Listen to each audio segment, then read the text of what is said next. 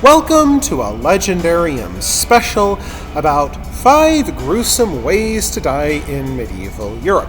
In the comments section, let me know which of these deaths you think would be the worst or perhaps the most deserved. Number 1. During the 9th century, Norwegians settled in the Orkney and Shetland Islands, persuading the locals to let them stay by slaughtering them. The Orkney-Inga saga describes a jarl named Sigard the Mighty, the second jarl of Orkney. Alongside his subjects, Sigurd tried to persuade the Scots to make him their king as well, at the tip of an axe, of course. He invaded lands held by a Pictish earl named Melbrigte. During peace talks, Melbrigte and Sigurd began fighting with one another, and Sigurd soon struck his Pictish rival down.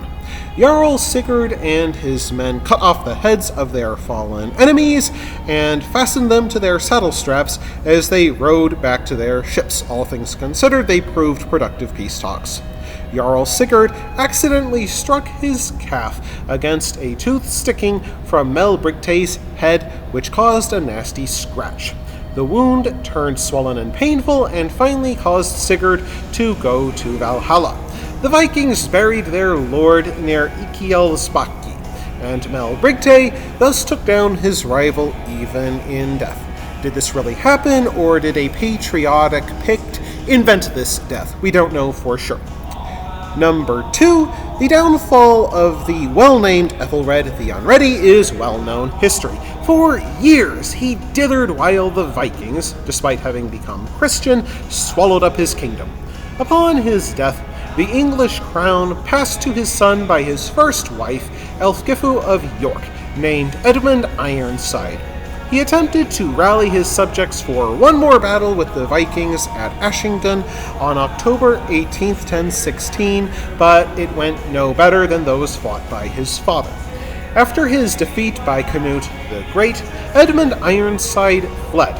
He escaped capture by the Vikings for several weeks. There is not much information about his death on November 30th, 1016. Only one medieval chronicler wrote about it, named Henry of Huntington. Henry wrote that Edmund fled to Oxford and then went to a lavatory to answer the call of nature.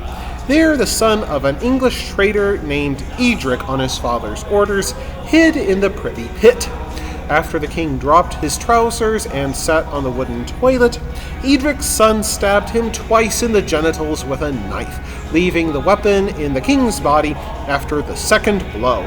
He then pushed the king over and returned to his father, and Canute, of course, became King of England. During the year 1295, nobleman Jean de Lanzo entered the city of Lyon and picked a fight with a city official, punching him in the face. It would shock few to learn that the city government did not take kindly to this. Likely aware of this, Jean fled to a local cathedral and claimed sanctuary, along with his brother, and later the two would be joined by a third nobleman. The law of sanctuary should have protected them from their pursuers, but it seems the assault on the city official caused an angry mob to gather around the cathedral. In time, they figured out a way around sanctuary law. Late in the afternoon, the mob simply charged into the cathedral and seized the 3 men by their hair and dragged them out to the streets. There, they beat them with stones, knives, and swords.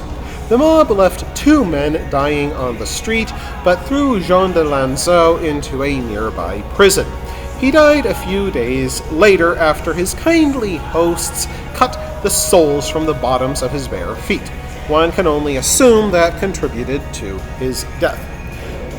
4th, Charles II the Bad, King of Navarre, took the throne of his tiny border kingdom in 1340, after the death of his mother, Queen Joan II. Throughout the long 100 Years' War, he played both sides. He even interfered in civil wars within the Spanish kingdom. He became notorious for solemn ceremonies of reconciliation which he had with kings and lords who he betrayed. And then after he betrayed them again, he would have another equally solemn reconciliation ceremony that he likely had no intention of honoring. Not surprisingly, Charles the Bad did not become a very popular man. Very few mourned when he came down with a slight case of leprosy. To cure it, his doctors recommended that he wear clothes soaked in sulfur and spirits. In the year 1387, he asked his servants to warm his bed during a cold winter night.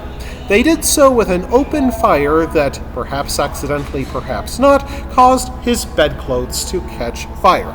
His sulfur-soaked clothes then caught fire. In a small miracle, the servants managed to put out their aflame king, but he only lived for 15 days in excruciating pain before he finally died. No doubt the cause of much rejoicing in royal courts across the continent.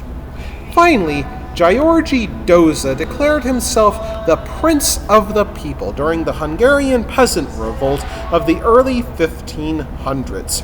Doza rallied peasants with stirring speeches like, "Whatever grows on the fields thanks to your toil and sweat belongs to the nobles. You plow the soil, plant the grapes, breed cattle and sheep so that the nobility can profit from your labor." Obviously, the nobles found the current system excellent and did not appreciate Doza rocking the apple cart they sat atop. After they captured Doza, they mocked him as a king of the peasants. The nobles forced Doza to sit on a heated iron throne while wearing an iron crown and holding an iron scepter, both heated red hot. While Doza roasted alive, his followers, who had been starved just for the occasion for days, received sets of pliers from the executioners. They then used the pliers to tear off pieces of Doza's flesh and eat them as he broiled to death. After doing so, the executioners forced the old followers to tear off more chunks of Doza's flesh with their teeth. Those who failed to do so would be killed. And unsurprisingly, Doza did not survive his ordeal. That wraps things up for this episode of The Legendarium. I hope you enjoyed it. If you did, press like. If you want to see more, press subscribe. And if you've got anything to say, let me know in the comments section. Thanks again for joining me, and I hope that you have a great rest of the day.